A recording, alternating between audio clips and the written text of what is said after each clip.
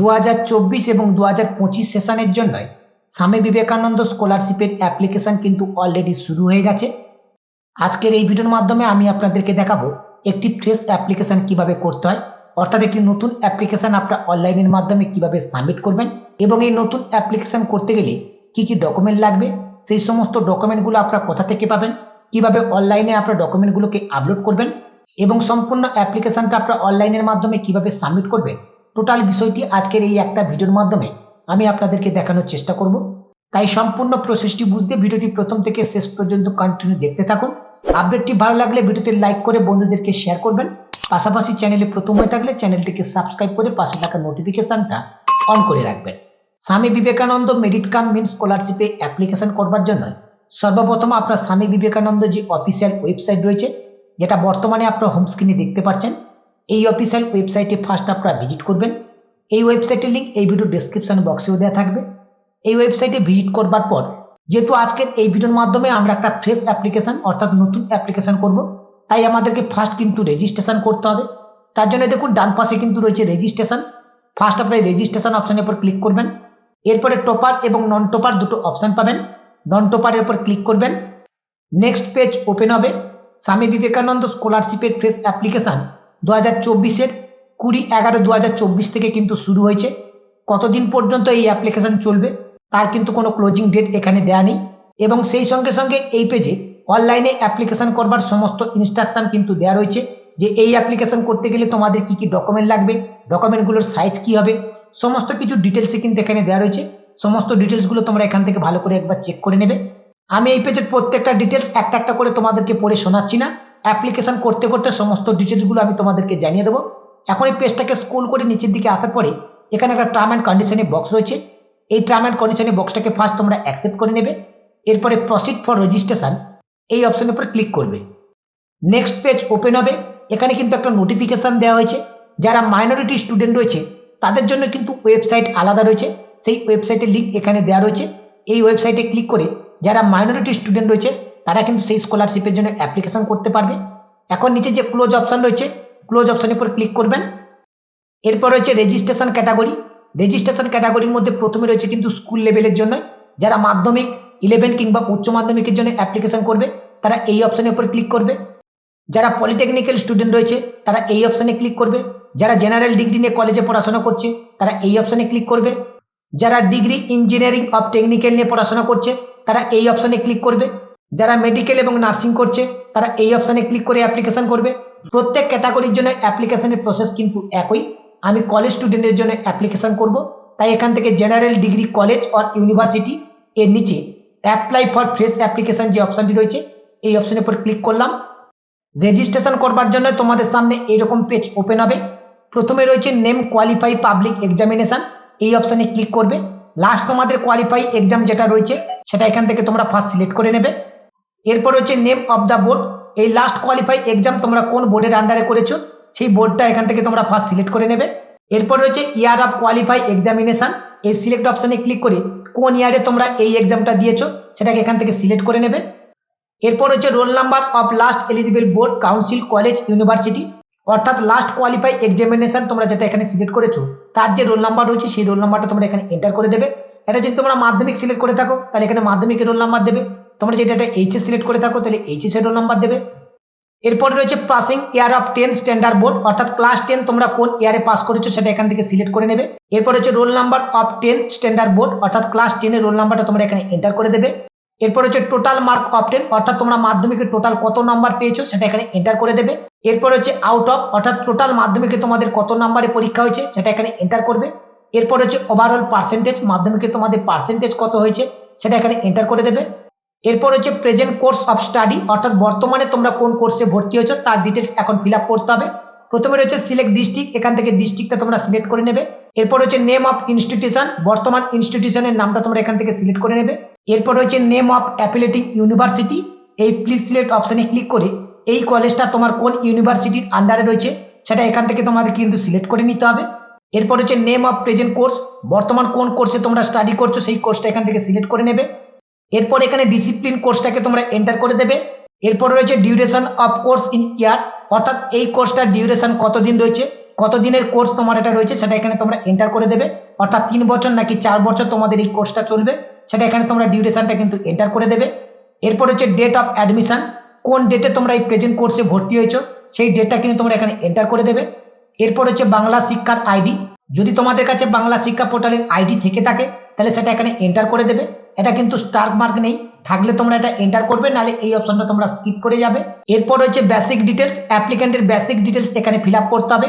প্রথমে রয়েছে first name, এখানে ফার্স্ট নেম এন্টার করবে, মিডিল নেম থাকলে এখানে এন্টার করবে। এরপর হচ্ছে লাস্ট নেম, এখানে লাস্ট নেম এন্টার করবে।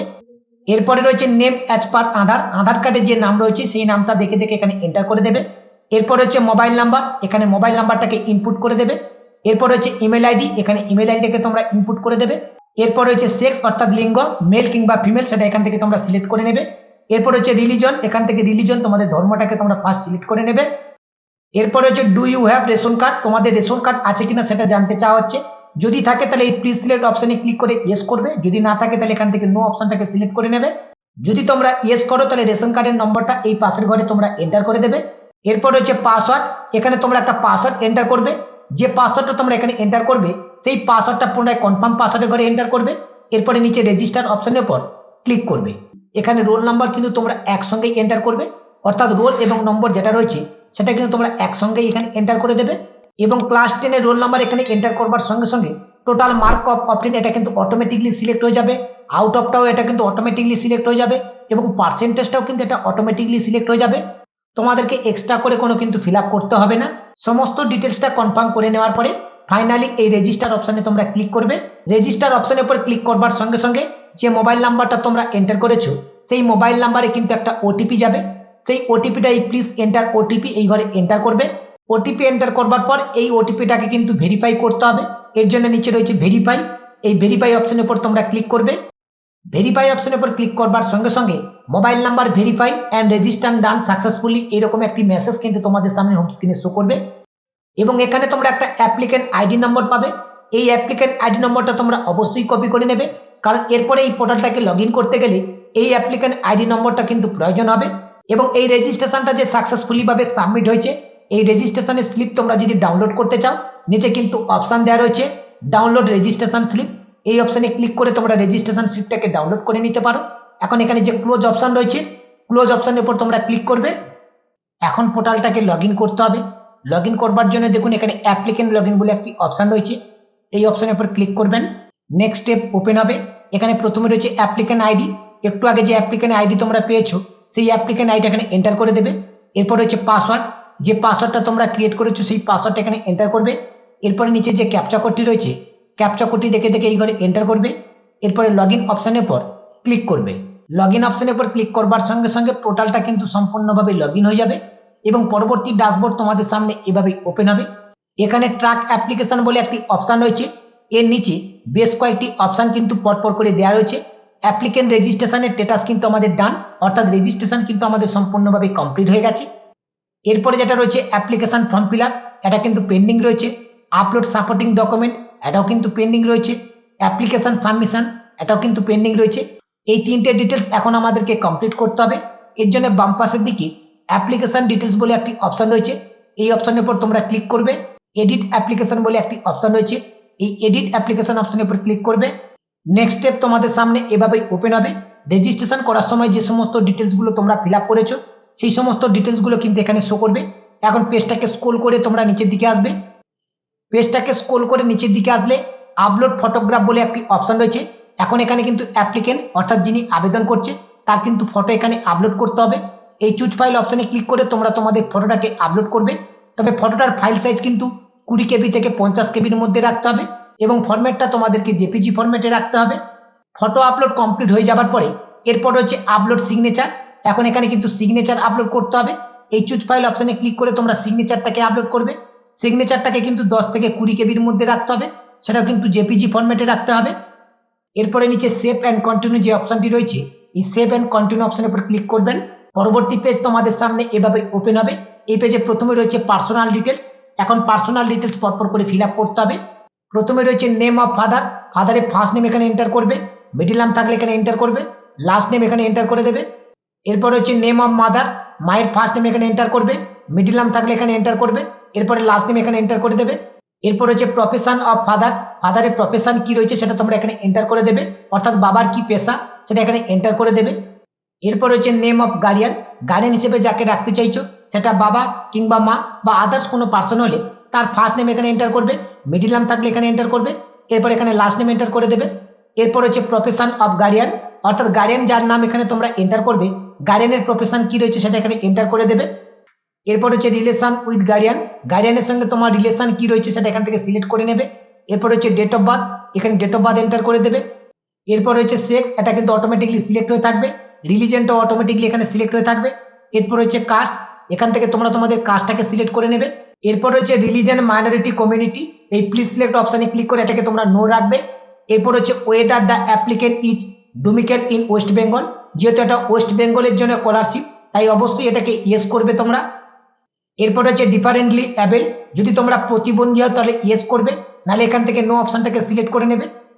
এরপর হচ্ছে আধার নাম্বার, এখানে তোমরা তোমাদের আধার নাম্বারটাকে এন্টার করে দেবে। এরপর হচ্ছে প্রেজেন্ট ফ্যামিলি অ্যাড্রেস, বর্তমান ফ্যামিলির অ্যাড্রেস কি রয়েছে সেটা এখানে ফিল আপ করতে হবে। প্রথমে রয়েছে হাউস নম্বর, যদি তোমাদের থাকে তাহলে এটা এন্টার করবে, নাহলে এই অপশনটা তোমরা স্কিপ করবে। এরপর হচ্ছে স্ট্রিট নেম, রাস্তার নামটা এখানে লিখে দেবে। এরপর হচ্ছে টাউন আর ভিলেজ, ভিলেজ অথবা টাউনের নাম এখানে এন্টার করে দেবে। এরপর হচ্ছে পোস্ট অফিস, এখানে পোস্ট অফিসের নাম তোমরা এন্টার করবে। এরপর হচ্ছে পিনকোড, এখানে পিনকোড নম্বরটা এন্টার করবে। এরপর হচ্ছে ডিস্ট্রিক্ট, এখান থেকে ডিস্ট্রিক্টটা তোমরা সিলেক্ট করে নেবে। এরপর হচ্ছে স্টেট, এখান থেকে তোমরা তোমাদের স্টেটটাকে সিলেক্ট করে নেবে। এরপর হচ্ছে whether the applicant in the receive any other state central government scholarship, অর্থাৎ তোমরা আলাদা কোনো স্কলারশিপের জন্য অ্যাপ্লিকেশন করেছো কিনা সেটা জানতে চাওয়া হচ্ছে, এখান থেকে তোমরা নোই সিলেক্ট রাখবে। এরপর হচ্ছে whether the applicant has been nominate has receive any other state central government scholarship, অর্থাৎ আলাদা কোনো স্কলারশিপের বৃত্তি তোমরা পেয়েছো কিনা, এটা অবশ্যই তোমরা এখান থেকে নো অপশনটাকে সিলেক্ট করে নেবে।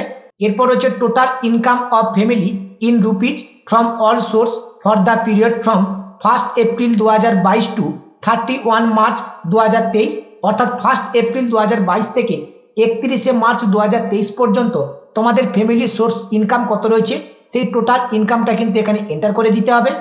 তবে অবশ্যই তোমরা যে ভিডিওর ইনকাম সার্টিফিকেট নিয়েছো সেই ভিডিওর ইনকাম সার্টিফিকেটে যে ইনকামটা রয়েছে সেই ইনকামটা দেখে দেখে এখানে কিন্তু এন্টার করবে।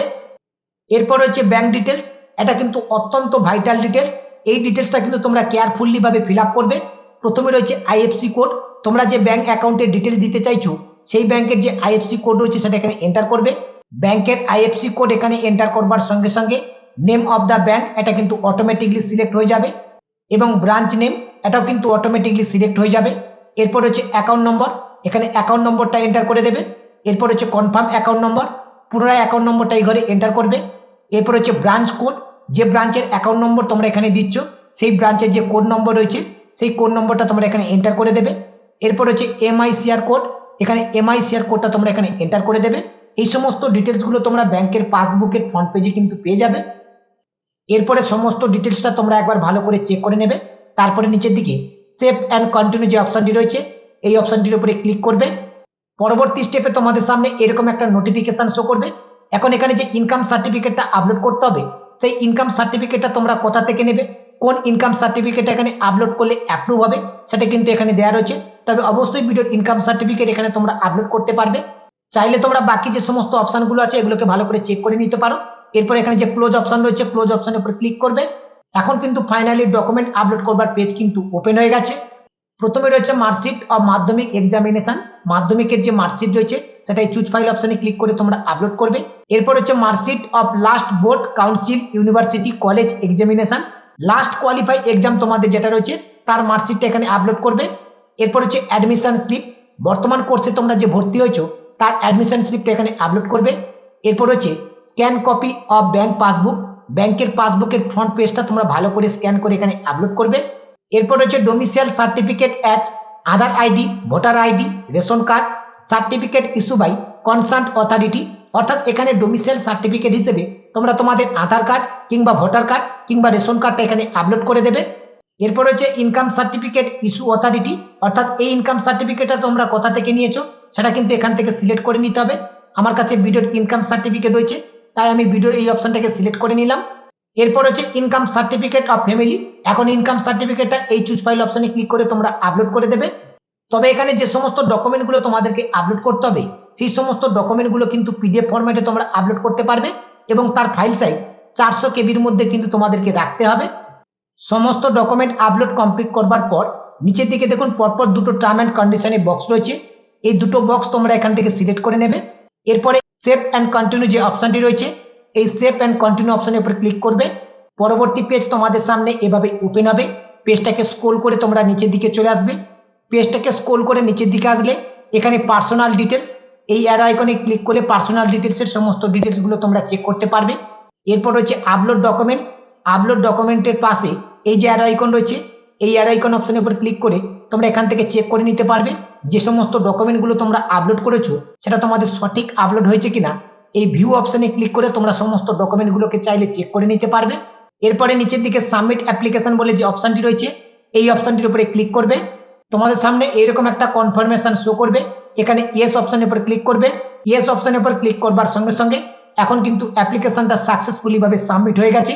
এখন এই অ্যাপ্লিকেশন ফর্মটাকে ডাউনলোড করবার জন্য নিচে রয়েছে ডাউনলোড অ্যাপ্লিকেশন ডিটেলস। এই ডাউনলোড আইকন অপশনের উপর ক্লিক করবার সঙ্গে সঙ্গে অ্যাপ্লিকেশন ফর্মটা কিন্তু ডাউনলোড হয়ে যাবে। এরপরে তোমরা এখানে যে ড্যাশবোর্ড অপশন রয়েছে, এই ড্যাশবোর্ড অপশনের উপর ক্লিক করবে। ড্যাশবোর্ড অপশনের উপর ক্লিক করবার সঙ্গে সঙ্গে এখানে যে সমস্ত ডিটেলসগুলো আগে পেন্ডিং ছিল সমস্ত ডিটেলসগুলো কিন্তু এখন ডান হয়ে গেছে। এখানে কিন্তু স্ট্যাটাসটা শো করছে। এই পর্যন্ত ছিল কিন্তু স্বামী বিবেকানন্দ স্কলারশিপে অ্যাপ্লিকেশন করবার প্রসেস। আশা করি সম্পূর্ণ প্রসেসটা তোমাদেরকে বোঝাতে পেরেছি। আপডেটটি ভালো লাগলে অবশ্যই ভিডিওতে একটি লাইক করে ভিডিও লিঙ্কটি অন্য বন্ধুদেরকে শেয়ার করবে, যাতে করে তোমাদের শেয়ারে অন্য বন্ধুরা এই ভিডিওটি দেখে তারাও স্বামী বিবেকানন্দ স্কলারশিপের জন্য অ্যাপ্লিকেশন করতে পারে। এই ভিডিওটি দেখবার পরেও যদি তোমাদের কোনো জায়গায় বুঝতে অসুবিধা হয় অবশ্যই ভিডিওর কমেন্ট সেকশনে তোমরা কমেন্ট করে জানাবে। আমি চেষ্টা করব তোমাদের প্রত্যেকটা কমেন্টের রিপ্লাই দেওয়ার। আজকের এ পর্যন্ত, দেখাবে পরবর্তী ভিডিওতে নতুন একটি আপডেট নিয়ে। পরবর্তী ভিডিওর আপডেট পেতে চ্যানেলটিকে সাবস্ক্রাইব করে পাশে থাকা নোটিফিকেশনটা অন করে রাখুন।